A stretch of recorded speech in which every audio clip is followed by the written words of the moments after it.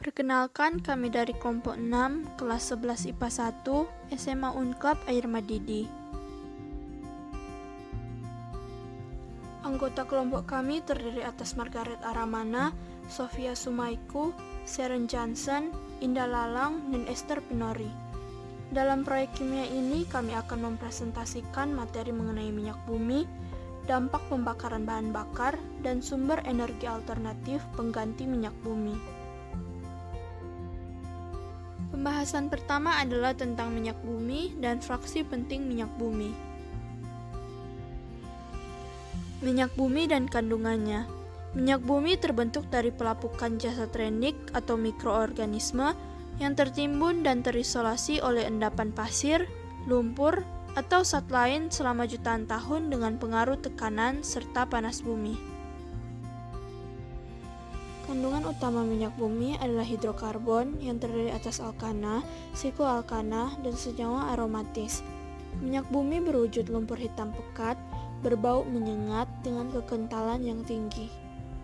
Penambangan minyak bumi pertama dilakukan di sekitar sungai Eufrat untuk memasok bahan bakar penerangan dan aspal untuk konstruksi tembok dan bangunan kerajaan Babilonia. Pengolahan secara komersil minyak bumi pertama kali dilakukan oleh Edwin Drake pada 1859 di Oil Creek, Titusville, Pennsylvania, Amerika Serikat.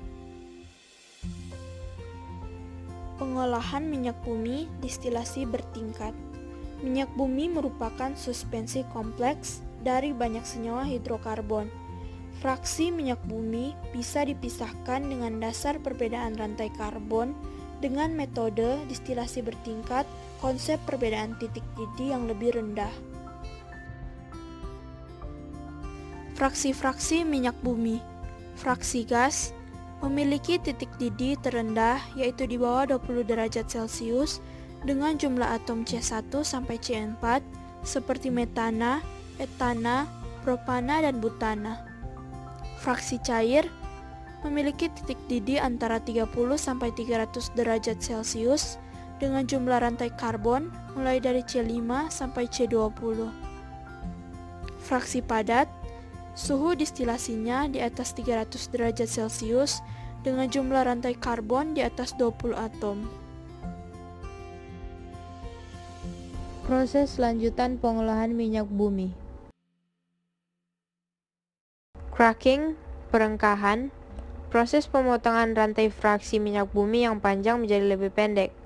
Cracking terbagi dua, yaitu terminal cracking, catalytic cracking. Selain fraksi minyak bumi yang lebih pendek, cracking juga menghasilkan produk samping yang bernilai tinggi seperti etilen dan propilen yang digunakan sebagai bahan dasar polimer sintetis. Reforming merupakan proses penata ulangan rantai fraksi minyak bumi. Contohnya adalah pembentukan isoktana dari normal oktana dengan reaksi isomerisasi. Reforming dilakukan pada suhu tinggi 495 hingga 525 Celcius dan tekanan sekitar 5 hingga 45 atm dengan katalis logam mulai seperti platina atau rhenium. Blending merupakan proses pencampuran fraksi bumi dengan senyawa kimia untuk meningkatkan kualitas dan mutunya. Contohnya adalah mencampurkan bensin dengan etanol yang akan meningkatkan efektivitas pembakarannya. Treating, ekstraksi dan kristalisasi. Treating merupakan proses pembersihan fraksi minyak bumi dari pengotor yang dilakukan dengan dua metode, yaitu ekstraksi dan kristalisasi. Ekstraksi inilah pemurnian fraksi minyak bumi dengan penambahan pelarut untuk membuang pengotor yang ada dalam minyak bumi. Contoh dari ekstraksi adalah pemurnian solar dari belerang menggunakan pelarut asid non-deuterial dengan bantuan sinar UV. Kristalisasi merupakan proses pengumpalan residu yang terkandung pada minyak bumi. Contohnya adalah kristalisasi wax, lilin yang terkandung dalam solar. Manfaat minyak bumi dalam kehidupan manusia. Minyak bumi adalah salah satu sumber daya alam yang tidak bisa diperbaharui. Jika tidak dikelola dengan baik, maka minyak bumi bisa habis kapanpun. Jika minyak bumi habis, maka kita akan kalang kabut untuk mencari bahan bakar karena minyak bumi adalah sumber dari bahan bakar yang kita gunakan sehari-hari. Minyak bumi yang masih mentah diolah agar menghasilkan produk-produk minyak bumi yang penting dan berguna bagi kehidupan sehari-hari. Hasil olahan minyak bumi tersebut dapat dimanfaatkan di kehidupan manusia, baik rumah tangga maupun industri. Liquefied Petroleum Gas atau LPG, gas yang sering kita gunakan untuk memasak ini merupakan salah satu olahan dari minyak bumi. LPG didominasi gas propana C3H8 dan butana C4H10 yang telah dimanfaatkan sehingga menjadi cair dan ditempatkan ke dalam tabung logam bertekanan tinggi. Selain itu, LPG juga mengandung sedikit hidrokarbon lain seperti etana C2H6 dan pentana C5H12. Bensin. Bahan bakar kendaraan bermotor ini tersusun dari hidrokarbon rantai lurus mulai dari C5 sampai C11. Bensin atau yang biasa juga disebut sebagai bahan bakar minyak atau BBM ini berguna bagi kendaraan roda 2, 3 atau 4. Kita dianjurkan untuk tidak mengisi bensin kendaraan secara sembarangan karena setiap mesin kendaraan memiliki kebutuhan oktan yang berbeda-beda. Nafta. Nafta merupakan bahan baku dan harus diolah pada tahap kedua. Jadi nafta tidak dapat langsung digunakan. Biasanya nafta banyak digunakan sebagai bahan baku pembuat plastik, pelarut, karet, dan industri perekonomian lainnya. Nafta juga digunakan sebagai bahan baku produksi komponen bensin oktan tinggi seperti Pertamax. Kerosin. Kerosin merupakan salah satu komponen minyak mentah yang banyak dimanfaatkan dalam kehidupan manusia. Pada zaman dulu, kerosin digunakan sebagai bahan bakar kompor minyak dan lampu minyak sebelum kompor gas dan lampu bohlam banyak digunakan seperti sekarang ini. Selain digunakan untuk kompor minyak dan lampu minyak, kerosin juga digunakan sebagai bahan bakar mesin jet yang secara teknikal lebih dikenal dengan nama aftur atau aviation turbine. Selanjutnya, solar.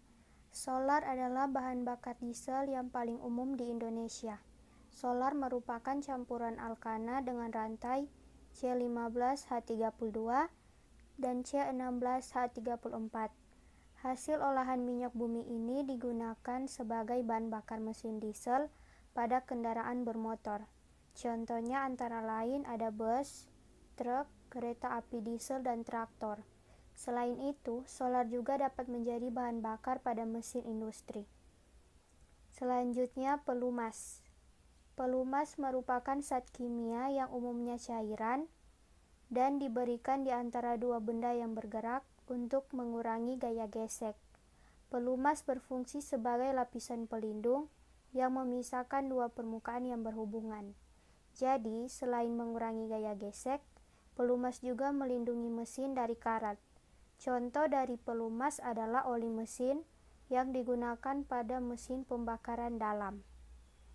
Selanjutnya, aspal. Aspal adalah bahan hidrokarbon yang bersifat melekat dan berwarna hitam kecoklatan. Selain itu, aspal juga tahan terhadap air. Sebenarnya, aspal adalah hasil residu dari proses distilasi yang tidak menguap. Selain aspal, hasil residu yang lain juga ada parafin yang digunakan sebagai bahan baku dari lilin. Aspal juga sering disebut dengan bitumen. Dampak pembakaran bahan bakar. Bakaran bahan bakar, kandungan utama bahan bakar minyak adalah senyawa hidrokarbon serta sedikit senyawa belerang, nitrogen, oksigen, dan juga timbal. Pembakaran sempurna. Pembakaran sempurna hidrokarbon dari minyak bumi menghasilkan karbon dioksida dan uap air. Contoh pembakaran sempurna bensin dengan komponen utama isoktana atau C8H18. Pembakaran tidak sempurna akan ada asap dan berisi butiran-butiran halus dari karbon atau jelaga, karbon monoksida, karbon dioksida, dan uap air. Contoh pembakaran tidak sempurna bensin dengan komponen utama isoktana atau C8H18. Bahaya oksida karbon. Yang pertama, pemanasan global, kedua, sakit pada mata, ketiga, mengganggu saluran pernapasan dan paru-paru. Selanjutnya, bahaya oksida nitrogen.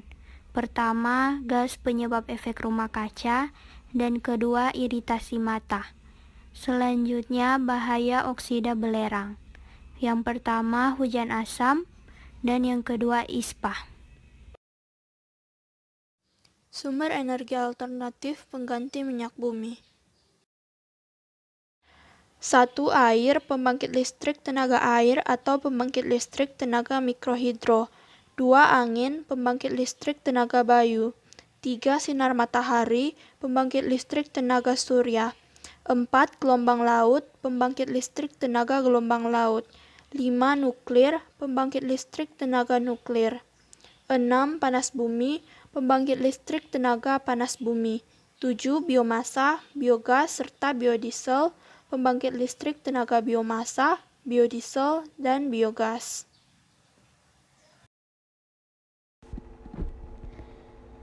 Energi alternatif. Penggunaan energi alternatif dapat membantu mengendalikan pemanasan global, yaitu dengan mengurangi gas emisi CO2 dan uap air. PLTB dan PLTN menghasilkan banyak uap air dalam prosesnya. Uap air pun termasuk gas rumah kaca, meski efek pemanasan global yang ditimbulkan jauh lebih kecil dibanding gas karbon dioksida CO2. Sehingga PLTB dan PLTN dapat menjadi sumber energi alternatif menggantikan energi fosil. Namun, masih kurang cocok untuk menjadi sumber energi alternatif yang dapat mencegah pemanasan global. Untuk biomasa, biogas, biodiesel masih mengemis gas karbon dioksida, namun jumlahnya lebih sedikit dibandingkan pembakaran fosil. Selain itu, bahan utamanya adalah sampah organik dan kotoran ternak, sehingga dalam pengolahannya dapat mengurangi gas metana di atmosfer. Maka sumber energi alternatif ini dapat berkontribusi mencegah pemanasan global. Pemanfaatan energi alternatif ini selain membantu mengendalikan pemanasan global, juga dapat menghindari ketergantungan kita pada bahan bakar fosil yang jumlahnya terbatas dan dapat habis. Tanpa kita sadari, ternyata minyak bumi memiliki banyak manfaat dalam kehidupan kita. Meskipun minyak bumi menghasilkan banyak produk yang berguna bagi kita, bukan berarti kita bisa menggunakan minyak bumi sesuka hati kita. Proses pembentukan minyak bumi membutuhkan waktu yang lama, karena minyak bumi memiliki sifat sekali pakai, sehingga minyak bumi bisa habis kapanpun jika kita tidak mengelolanya dengan baik. Demikian akhir presentasi kami. Kami ucapkan terima kasih karena telah menonton.